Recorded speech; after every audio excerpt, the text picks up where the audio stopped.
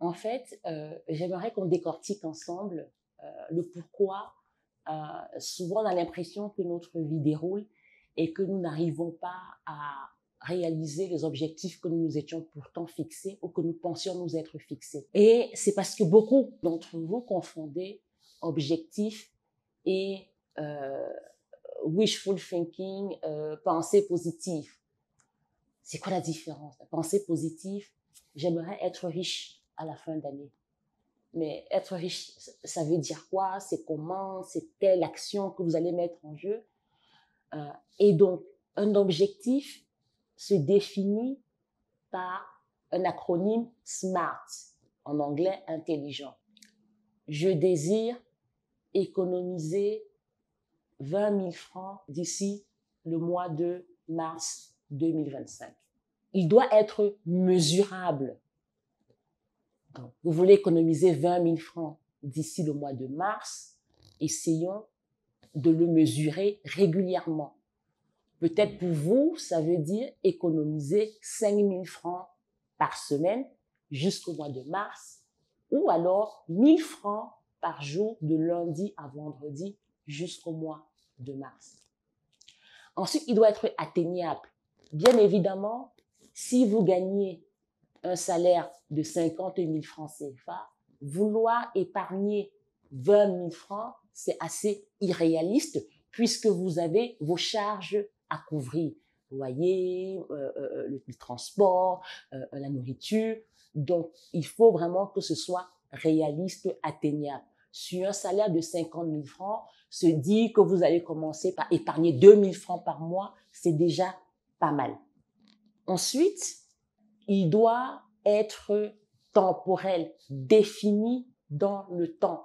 Se dire que je souhaite épargner 20 000 francs, ça ne vous donne pas un cadre qui vous encourage à la discipline. C'est pour ça que c'est important de mettre, même pas le mois de mars, de dire d'ici le 30 mars 2025.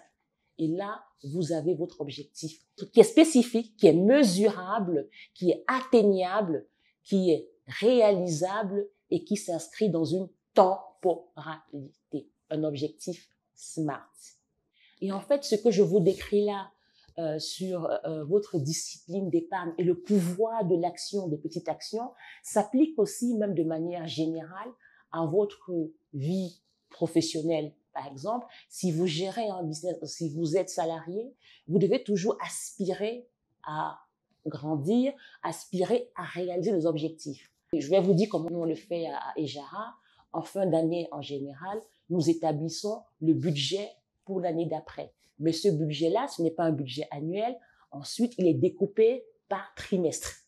Enfin, sur chaque trimestre, chaque département s'approprie l'objectif de l'entreprise en termes de chiffre d'affaires, de nombre de clients et estime qu'est-ce que ça veut dire pour lui. Si nous sommes dans le département commercial, c'est très facile. Ils vont se dire, il faut que j'aille chercher 10 nouveaux clients qui vont pouvoir faire 100 000 francs en moyenne d'épargne toutes les semaines. Je donne des exemples bateaux.